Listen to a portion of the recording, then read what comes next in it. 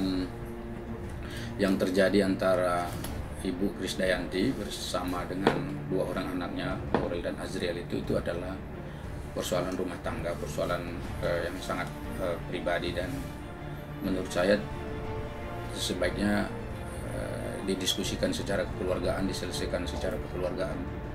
Karena saya tahu baik Ibu Krisdayanti maupun kedua orang anaknya ini adalah orang-orang yang saling menyayangi sebetulnya. Jadi Ibu Krisdayanti itu pun pasti sayang sama anaknya, dan kedua orang anaknya ini, Aurel dan Azriel ini pun saya kira sangat sayang sama orang tuanya, ibunya ini. Justru kan di situ mereka ingin ketemu, ingin silaturahim, ingin katakanlah bermanja-manja dengan ibunya seperti itu kan. Nah, itu yang harus saya berharap ini bisa dituntaskan dengan baik ya. Dan masalahnya kalau diumbar ke publik itu bisa jadi konsumsi publik, nanti bisa jadi pembicaraan, dan tidak semua apa yang ada di pembicaraan publik itu baik gitu. Dan ada juga yang menafsirkannya nggak baik. Sementara menurut saya sejauh ini tidak ada problem sebetulnya untuk antara ibu dan anak-anak. Ini kan belum sampai masuk kepada ranah dengan kehormatan. Kalau dengan kehormatan itu dia mengurus jika ada yang tindakan perbuatan baik secara pribadi maupun lembaga yang merusak kehormatan dan citra DPR. Nah, kalau menurut saya sejauh ini kan kalau ini diselesaikan secara keluargaan ini ya tidak sampai masuk ke wilayah itu. Kemudian kalau ada hal-hal tindakan yang bentuknya ancaman, kemudian perbuatan tidak menyenangkan, fitnah, seperti itu baru masuk ke ranah. Tapi kalau ini kan nggak ke arah situ. Jadi ini masih bisa diselesaikan lah menurut saya. Dan saya lihat niat untuk menyelesaikan itu ada, cuman caranya mungkin yang terbatas. Buktinya kan ada klarifikasi. Kalau ada klarifikasi kan berarti ada niat untuk menyelesaikan. Dan saya tidak masuk detail ya persoalannya apa yang mesti harus diskusikan antara keluarga ini, dan menurut saya itu urusan keluarga yang saya juga tidak boleh masuk di dalamnya. Ini Krisdayanti itu kerjanya masih seperti biasa, jadi ikut rapat di komisi juga ikut hadir, di paripurna juga kemarin saya lihat juga hadir. Sejauh ini belum ada masalah ya. Mungkin di publik itu tadi yang mungkin orang menafsirkannya beda-beda. Kalau menurut saya sih sejauh ini kebetulan saya tahu kenapa, karena dia komisi saya. Ya, saya kenal kan, dan berarti kan ngerti saya. Ya, menurut saya masih bagus lah ya, kalau dari si aspek. Betul ada yang fisik kan, saya kebetulan hadir fisik kan. Tapi kelihatannya Ibu Krisdayanti juga hadir virtual. Saya nggak menyayangkan, saya cuma menasihati sebaiknya urusan keluarga ini diselesaikan baik-baik supaya kedepannya hubungan keluarga ini jadi baik. Itu kan hari-hari esok ini kan pasti akan lebih baik. Anak-anaknya kan sudah makin dewasa, insya Allah pasti justru makin dewasa itulah yang makin baik ya hubungan antara ibu dan anak itu. Kita kembalikan pada dirinya dan kepada masyarakat menilai. Jangan kita memberikan penilaian itu kan, ini kan sudah masuk pada wilayahnya dia kan. Jadi silakan masyarakat, kan masyarakat juga punya kewenangan untuk memberikan penilaian. Kan nggak ada gini loh, kalau orang mau tegur itu kan tegur dari mana? Orang lapor juga nggak ada yang lapor, Anda aja yang nanya sama kita ada apa bagaimana gitu, ya kan? Sebetulnya kalau ada laporan itu baru bisa diproses, kan nggak ada laporan, nggak ada delik laporannya kan nggak ada. Apa yang membuat dia harus diproses itu kan nggak ada gitu. Kalau ada silakan diajukan, nanti dirapatkan, dan tidak segampang itu juga. Di dalam rapat Mahkamah Kehormatan Dewan itu ada tata cara beretika beracara, ada etika beracara juga, tata caranya ada. Jadi nanti akan dibahas masing-masing fraksi juga ada, anggota fraksi kan banyak di situ.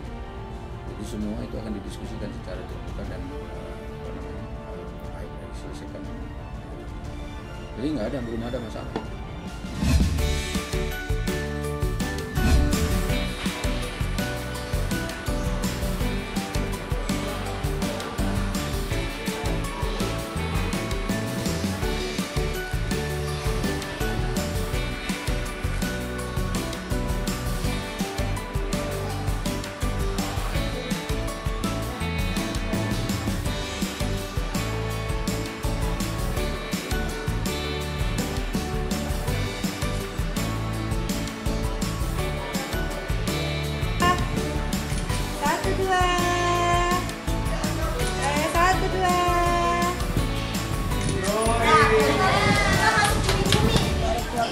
saudara, ada Kak Dini juga datang, alhamdulillah. Tidur nanti. Tidur saya emang udah berapa minggu ini emang selalu tidurnya cepet, dari jam 9 10 saya udah tidur. Terus semalam saya mendusin jam 12 sampai setengah 12. Saya buka mata, saya tahu nih bisik dari kaki, suara kaki jebak pintu ngek. Jadi saya kan kesian kan orang mau kasih surprise masa sih tiba-tiba melek. Enggak dong, saya pura-pura tidur. Saya tahu kalau ulang tahun pasti jam 12 kita pasti selalu kasih selamat atau selalu kasih. Emang tradisinya gitu. Tradisinya gitu. Jadi udah kebaca. Tapi kita pura-pura tidur aja biar gak sakit hati banget. Alhamdulillah dari semua orang yang ngucapin nama saya, baik dari WhatsApp, media sosial dan lain-lain, semua yang paling disebut adalah jodoh. Ya benar dijabah benar semua doa-doanya. Soleh, selamat, setia, jujur, yang baik. Sayang sama Bilkis. Itu banyak banget. Kalau anak teman-teman juga banyak ya. Tadi juga ada sempat semalam juga ada ibu tadi ya, terus tadi ada saya bisa teman-teman banyak berkah. Pokoknya yang lebih bagus ya, apalagi itu kan kita nggak tahu semua, kita selalu sama Allah, kalau ada yang jodoh rezeki mau kemudian sekarang atau besok bisa mampu jodohnya jadi, tapi sama Allah harus hari ini atau besok sama si A atau si B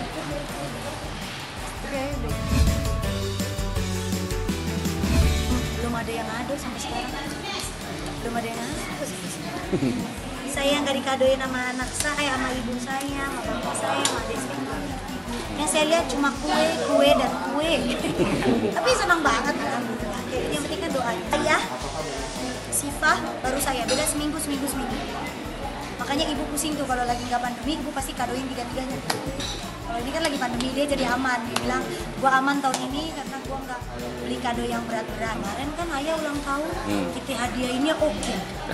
Sipa ulang tahun hadiahnya oke banget tuh. Kita nggak dapet apa-apa, coba. Kita yang nyari, kita yang kerja, nggak ada. Cuma begini doang nih. Kalau ayah mah selalu kadonya ditawarin mulu. Ayah apa sih tiap tahun doa. Kalau lebih berharga doa ya. Karena kan semua itu ada di ibu. Kalau ayah kasih hadiah, kadang-kadang anak-anak juga, ayah jangan curang katanya. Kok ayah dikasih kado yang mahal-mahal, ayo amat Sipa kok enggak. Ntar ayah ada spesial buat kamu. Ya kemarin Sipa ada ayah sama ibu sama katanya ngadiain saya juga rumah buat Sipa. Katanya juga lagi persiapan sama ibu nih, ayah lagi makan pengennya punya yang lebih ini lagi luas lagi punya halaman insya Allah. Dengan rezekinya Amin. Saya bersyukur bersyukur sampai saat ini masih diberikan kesehatan, panjang umur, berkah, dan juga harinya semakin bersinar. Berkahnya saya berdoa yang terbaik pastinya jodoh yang terbaik, yang seiman, yang betul-betul sayang, setia. Saya bukan cuma sama Ayu aja kan, sekarang kan juga seorang anak juga, jadi nggak sayang sama Ayu aja, pasti sama anak. Pasti mudah-mudahan jodohnya yang terbaik buat ayah, Ayu, mudah-mudahan sehat, panjang umur, tetap menjadi anak yang soleha, sayang dengan keluarga, dan juga kepada semua yang sudah mendoakan. Terima kasih baik aktivis maupun yang di dalam aktivis juga terima kasih karena sampai saat ini masih sayang dan setia pada sama ya. Mudah-mudahan saya diberikan kesehatan, panjang umur, dan diberikan jodoh yang terbaik.